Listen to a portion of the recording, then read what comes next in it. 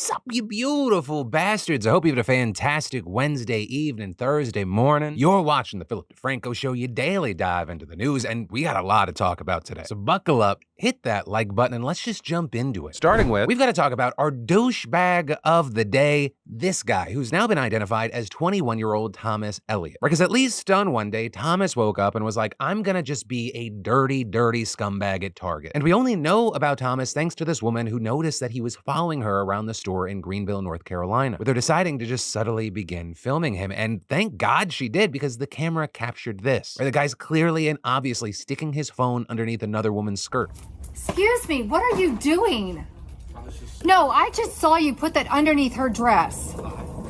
Absolutely you did. No, ma'am, I really wasn't. You absolutely did. Ma'am, I really wasn't. Ma'am, I really wasn't. You've been extremely close to me this whole time. Please show me your phone. No. I really don't Let's mean get to. security. I really promise I wasn't trying to do anything inappropriate. I wasn't. I'm not like that.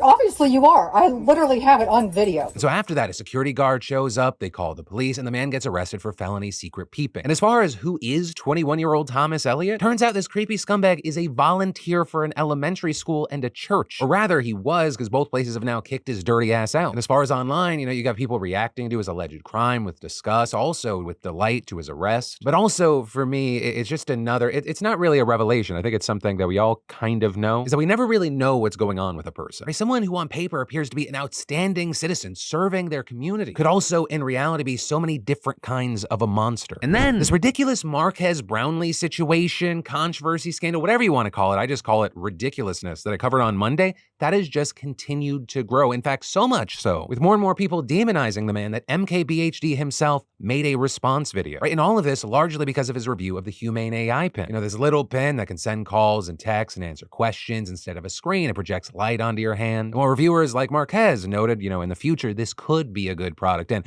the build, like the fact that they're able to get so much in a form factor, that is impressive. Pretty much across the board, the reviews for this thing were so bad, slamming its limited functions, inaccuracies, how slow it was, and a whole lot more, with Marquez even calling it the worst product that he's ever reviewed yet. And while many people responded to that review going like, man, Marquez, Thanks for looking out. Thanks for giving your honest review on something that I might have spent $700 plus a monthly fee on. There were also a lot of people who, in my opinion, were either being overly sensitive and or have worms for brains, demonizing the man, saying that he is a careless, bad actor, that his review was irresponsible, that he was, and people use this word, murdering this company by giving his honest and universally agreed upon opinion. So with the conversation seemingly not ending on this, Mkbhd put out a video where, among other things, he says he doesn't think that Humane is going anywhere, and also adding, I think there is some pretty simple logic we can use to decipher what the real danger is to these companies, which is, do you still get a bunch of negative reviews and then die as a company if the product is actually really good? Right, is it the bad reviews killing it, or is it the bad product itself? Right, with him going on to note that when he reviews a product, he's not trying to service the company that made it, he is trying to service the viewer on the other side. So he has to be upfront if he wants his review to be productive. But the thing about reviews is, if they're not honest, then they're basically useless. Marquez adding that a negative review can actually help a company, right? Noting that he once reviewed a phone that had a horrible vibrate function, and then when they showed Marquez a newer iteration of the phone, they said, hey, look, we fixed the vibrate. And that maybe doesn't happen if not for honest feedback. And then regarding whether he has ever killed a company by giving that feedback, he pointed back to another recent controversy when he gave a negative review of the Fisker Ocean car, that company being seen as being on life support for a few months after he published his thoughts. First of all, I was not the only one to review the car, not even close. And so yes, the stock price did drop after my video, but the stock was in free fall for many, many months before my video too.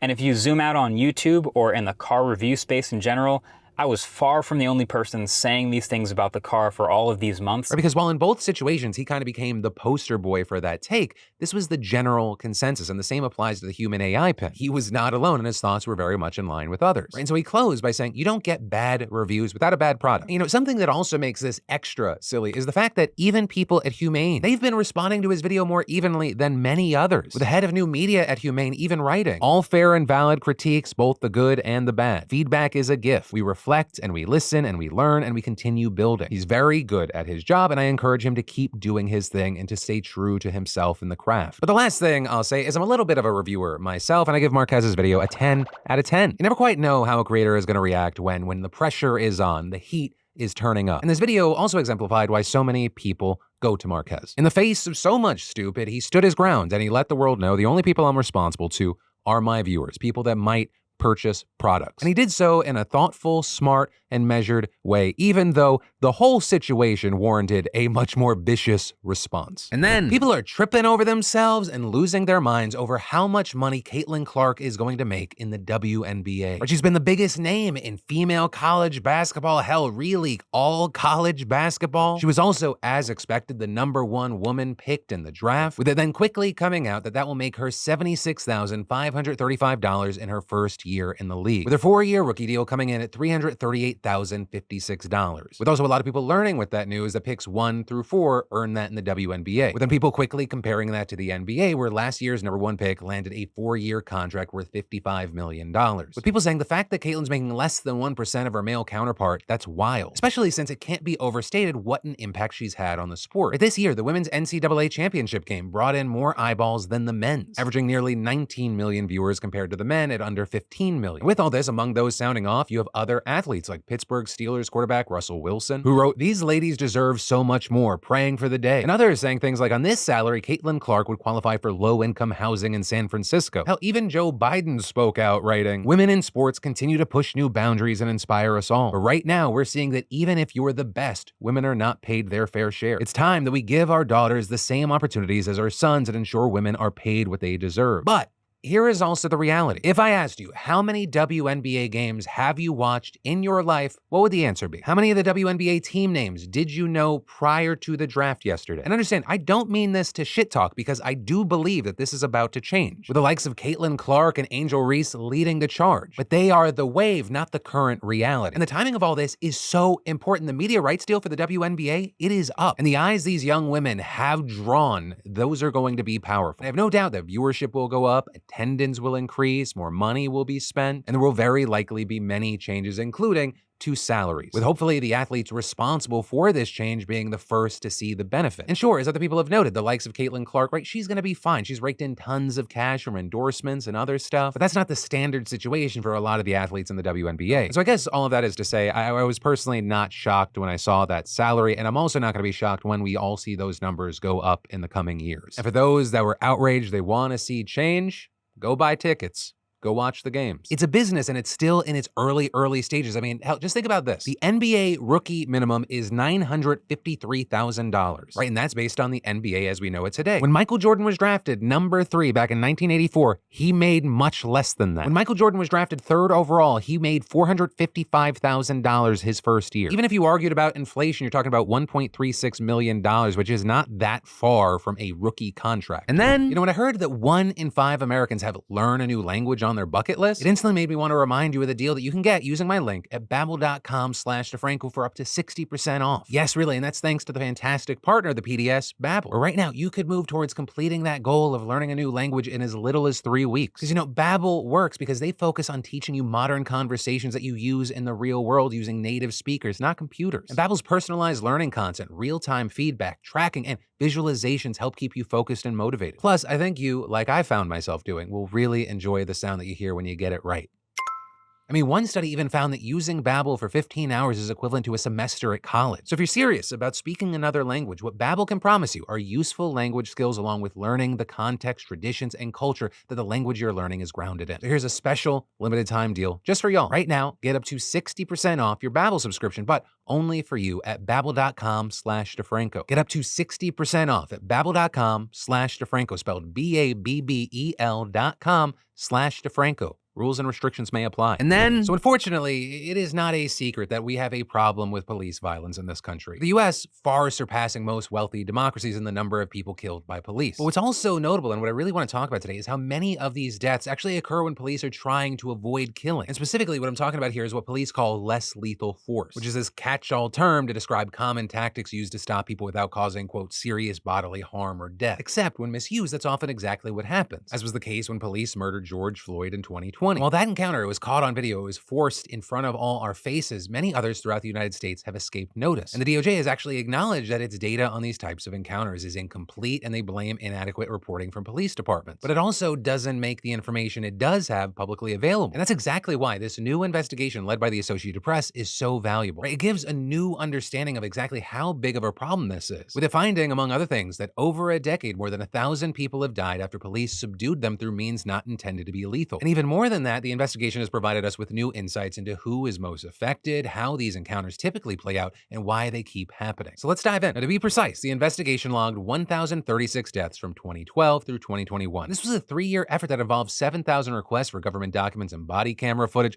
the review of more than 700 autopsy reports or death certificates, and the uncovering of multiple videos that had never been published or widely distributed. And notably, the Associated Press says that the number is almost certainly an undercount, noting that many police departments blocked access to information, blacked out files and blurred videos, and shared reports that routinely used vague language or glossed over use of force. Right, but of the numbers that were known, 740 of the deaths were the result of the same supposedly non-lethal tactic that killed George Floyd, a so-called prone restraint, where the person's held face down on their stomach, often using the officer's body weight. Then you had 538 deaths resulting from a taser or a stun gun, and in dozens of other cases identified by the AP, people died after being given sedatives without consent, with strikes from fists or knees, takedowns, and other restraint devices also commonly being used. And notably, these deadly encounters happened all across the country. They happened in big cities, suburbs, rural areas, but most commonly they occurred in or near the home of the person who was killed. And while those who died came from all walks of life, there were some trends that stuck out. Like, for one, the vast majority of those killed were men, usually in their 30s and 40s, though the youngest was just 15 and the oldest was 95. Also, many victims were impaired by medical, mental health, or drug issues. And perhaps most notably, though not surprisingly,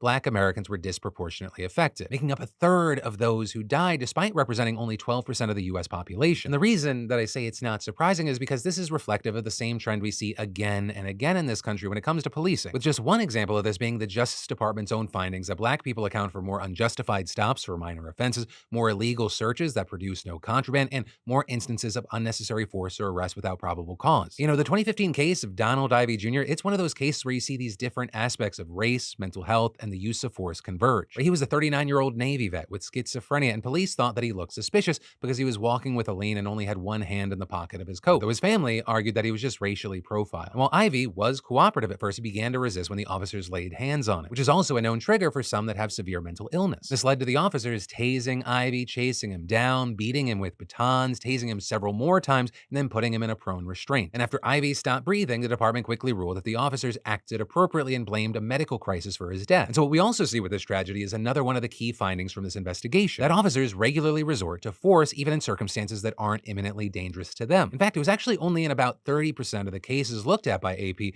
that the police face potential or clear danger. And something that's been noted there is it doesn't necessarily also mean deadly danger. It was often someone taking a swing at the officer or charging them. Though we should also know with that, right, there were cases where police made a real effort to subdue a suspect non-lethally even when their lives were on the line, such as when 3 Massachusetts officers arrived on a scene where, quote, a 6'6" bodybuilder was stabbing his date so viciously that the walls were red with her blood. But with that said, we see many more cases where it seems hard to justify any use of force at all. In fact, according to the AP's findings, roughly 25% of those who died weren't harming anyone and were at most committing low-level infractions or causing minor disturbances. And 45% of them were fleeing or non-violently resisting arrest. And on top of all that, the AP found hundreds of cases where officers failed to follow best safety practices for the application of these so-called less lethal tactics, with that including dozens of cases where officers disregarded people who told them that they were struggling for air or even about to die, with them often uttering the same words that George Floyd did: "I can't breathe." One of the reasons this happens so often is that the US has no national rules for the use of force. And even though Supreme Court decisions have set broad guidelines for the use of force, it's still basically up to the states and local law enforcement to sort out the specifics in terms of their training and policies. And without real standards holding officers accountable, it's almost impossible, right? I mean, in Donald Ivey's case, for example, a grand jury declined to indict even though his death was classified as a homicide. And it was only after years and years of fighting for justice that his family settled with the city for $625,000. And in fact, of the 1,036 deaths identified in this investigation, only 28 resulted in charges. And more often, officers were just cleared by their own departments and internal investigations, so that including some who had a history of violence or were involved in multiple deadly encounters. And then even if an internal investigation recognized that the use of force here, it was excessive, there weren't always consequences. Carl Grant, for example, was a 68-year-old former Marine with dementia who was pushed down the stairs and body slammed inside of a hospital. And the officer responsible, they just received a 15-day suspension. While Grant, his punishment was that he eventually died from his injuries. What's more, the vast majority of cases like Grant, events, they were ruled as accidental, natural, or undetermined, with the medical examiners and coroners sometimes relying on, quote, debunked science or incomplete studies from sources tied to law enforcement. And the investigation also finding that local and state authorities sometimes withheld information or omitted potentially damaging details from the reports. That's what we see with things like the case of Tyler Ware, who was another former Marine who ran from an officer and was attacked by a police dog, jolted by a stun gun, pinned on the ground, and injected with a sedative. And all of that barely mentioned in a letter from the prosecutor's office, who declined to bring charges and praised the officers for, quote, their incredible patience and restraint. Right? And Rare was one of 142 cases identified by AP whose death was ruled as excited delirium, which notably is something that major medical groups say is not a legitimate diagnosis, rather just a way of justifying excessive force. Of course, with all this, there are people who say, 1,000 encounters turning deadly over 10 years? That's a pretty small fraction of the millions of police interactions that took place over that time. And with that, Peter Moskos, a professor at the John Jay College of Criminal Justice, telling AP, the only way to get down to zero is to get rid of policing, and that's not going to save lives either. But this, of course, is you have others saying, there's a lot of room between 0 and 1,000. That's a lot of accidentally spilled milk or broken eggs. Also, it's not spilled milk or broken eggs, it's human lives. And as this investigation and other data shows, there's often no good reason for things to turn deadly. And unfortunately, when it does, the data shows that it's often the result of police aggression and the incorrect application of these supposedly less than lethal tactics. And this, as people argue, like the idea that it's inevitable that we're going to see this happen, that's just kind of a blind justification, as other democracies just don't have the same problem at this level. And or, at the very least, something that would be very helpful for this whole situation is more data and transparency, both in general, but also specifically how and why people are dying here. That's the first step with dealing with the situation and problem. But with all that said, I gotta pass the question off to you. What are your thoughts and opinions here? And then, nowadays, after a night out with drinks, I do not bounce back the next day like I used to. So usually I have to make a choice. I can either have a great night or have a great next day. That is, I will say, until I found the fantastic sponsor of today's show, ZBiotics. Right? ZBiotics Pre-Alcohol Probiotic is the world's first genetically engineered probiotic invented by PhD scientists to tackle rough mornings after drinking. When you drink, alcohol gets converted into a toxic byproduct in the gut, and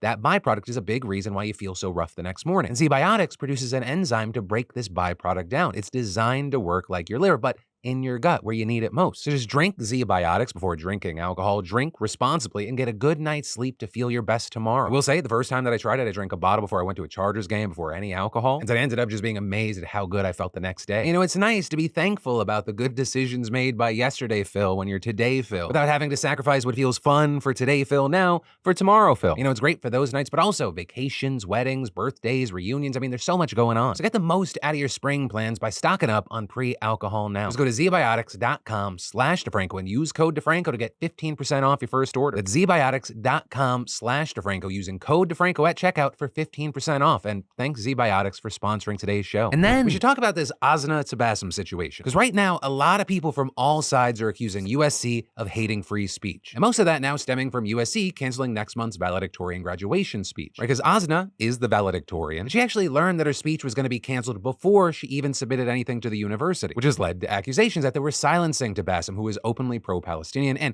even has a minor in resisting genocide, which I didn't know was a thing you could minor in until today. Also, if you're curious, her major is biomedical engineering. And with this, it seems like the issue really wasn't what she was going to say, but instead because of the backlash around her becoming valedictorian. Right? Because at USC, over 100 students were eligible and she was voted to be it, with some of the backlash seemingly stemming from a link on her Instagram profile that went to the Free Palestine card, with the site talking about what's going on in Palestine and attacks Zionism as an ideology, and it contains language like, one Palestinian state would mean Palestinian liberation and the complete abolishment of the state of Israel, where both Arabs and Jews can live together. And according to USC, all this prompted enough threats that it was willing to cancel the speech over safety concerns. Now with this, there are heightening tensions on the campus between pro-Palestinian and pro-Israel groups, but also, as people have noted, the school has a long history of letting people make speeches that heavily touch on political and societal topics. Also, there's the fact that the university refuses to share any details about these threats, which has led to speculation that it was just a cover to block to Bassem, but there being a belief they wouldn't want her touching on sensitive topics amid tensions. So this is, there were people who also defended their decision, arguing that they're a private institution and thus there's no inherent right to free speech there. Also notably, to Bassem herself made it seem like her speech wasn't even going to be particularly political, but they're telling the New York Times that in broad strokes it was a talk about hope and how we must continue to use our education as a privilege to inform ourselves and ultimately make a change in the world. With her then going on to say, the university has betrayed me and caved into a campaign of hatred, and saying that USC's decision here, it not only silences her, but every pro-Palestinian activist on the campus, but also saying when you silence tells us you make us louder. You make louder the aims of imparting hope and commitment to human rights and the responsibilities of graduates to use our education to make the world a better place. So of course, with USC making this decision and a twist of their hopes, all of this is likely going to fire up pro-Palestinian activists on the campus. And if they hold those rallies, you're likely going to hear from the river to the sea, Palestine will be free, which of course has been its own controversy on campuses, but also a controversy in the US House of Representatives, because the House just voted to condemn it as anti-Semitic. And this wasn't a close vote either, with 377 representatives voting in favor and just 44 rejecting the condemnation and one rep not voting either way. And this is, it's been a hot button issue for years now, and especially since the most recent war between Israel and Gaza, especially because depending on who you ask, it can have very different meanings. But what was interesting in the House is that it's a growing sign of just how split the Democrats are on the issue of Israel and Palestine, because all 44 of those who voted against the measure were from the progressive bloc of the party, right? AOC, Rashida Tlaib, Cori Bush, among others. And Tlaib, who notably already had been formally condemned for past statements that she wrote about the conflict, wrote on Twitter, "From the river to the sea is an aspirational call for freedom, human rights, and peaceful coexistence, not death, destruction, or hate. My work in advocacy is always centered in justice and dignity for all people, no matter faith or ethnicity." But this is also Dems who voted against the measure obviously felt that the slogan was anti-Semitic, with, for example, New York Representative Gregory Meeks saying, "If you consider the geographic area of the Jordan River and Mediterranean Sea to be exclusively Palestine, you are taking the Jewish state of Israel off the map." However, notably, he and many others also felt that the measure was an attempt to further divide the Democratic Party, which, has a sizable progressive bloc increasingly flexing its influence, with Meeks adding, "Well, I'm not happy that we have to consider this resolution. I do believe it was brought here, fortunately, by my colleagues on the other side of the aisle in an attempt to divide this House." And saying, "I also know the danger of the phrase in question. That is why the resolution actually has my begrudging support." And that mindset's actually why Representative Madeleine Dean voted present, with Dean writing, "Since the fall, I've been firm that from the river to the sea has no place in discussing long-term peace for Israel and Palestine. But Republicans prefer games over bills to support our allies and humanitarian aid. We must be purposeful with our words and also with our time." What's also interesting is that this isn't the only issue surrounding Israel that has bipartisan support, where the majority of Democrats and Republicans actually support a two-state solution that would see the creation of independent and free Palestine alongside Israel. It's just they say they don't want it to come at the cost of Israel, as many believe the "from the river to the sea" chant encourages. We're likely going to see this split become a pattern because this resolution, it's actually just one of 17 that Republicans are putting forward about Israel. Also, I will say the timing here is notable because this is coming around the same time that the European Parliament's making its own moves to support Israel, or at least symbolic moves, right? The reality is that resolutions condemning phrases really don't do much on the ground, but notably, it still has an impact because it drives narratives domestically and internationally, which can affect voting, which can then have an actual effect. But also, I have no idea what's about to happen in the House, right? Because all of this is playing out as there's now a growing effort to get rid of Speaker Johnson, with it initially stemming from who you'd expect, Marjorie Taylor Greene, but then Representative Tommy Massey getting on board, some sources saying others are ready as well, right? And this connected to foreign aid bills involving Israel, Taiwan, and Ukraine. But we wait to see what happens here. I'd love to know your thoughts on any aspect, whether it be the Asna Tabassum situation, the House vote, or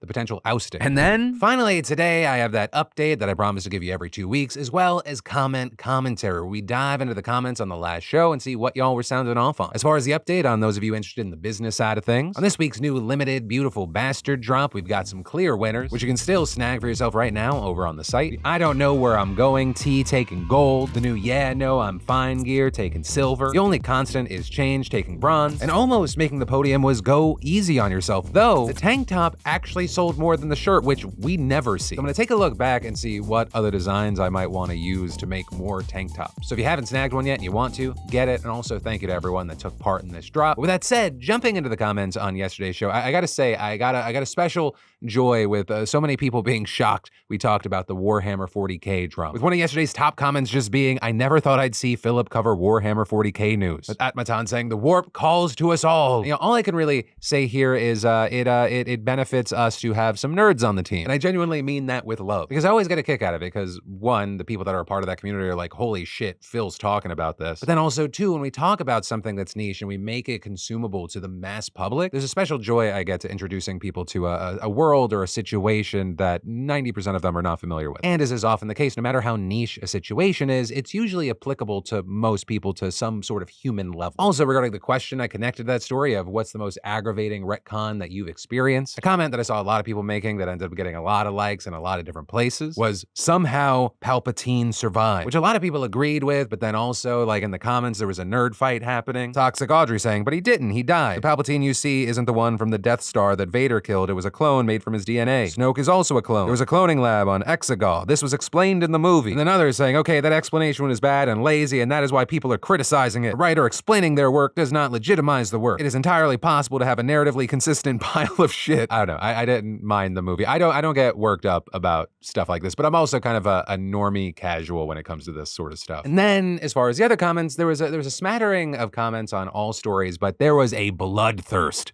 for Live Nation and Ticketmaster in those comments. Sean saying, you're a company running 80% of the whole market. You are the threat, not the other way around. Super Livestream saying, Ticketmaster Live Nation needs to be forcibly shut down. They told the government back in 2010 when they merged that their merger wasn't going to create a monopoly. They own hundreds of stadiums and the sole sale of tickets for those stadiums as well on top of their ticket sale prices. Though others saying it shouldn't be shut down, just broken up and brought under control. Others also sharing their shitty, overpriced experiences with Ticketmaster. But that is where I'm going to end today's show. Thank you for being a part of another one of my daily dives into the news. And I'll see you soon, because remember, my name's Philip DeFranco. You've just been filled in. I love yo faces, and I'll see you right back here tomorrow. You on my mind a lot. Don't need no time watch. I don't know how I got you in my pocket spot. Yeah, that's babe, need you every day. You like my oxygen.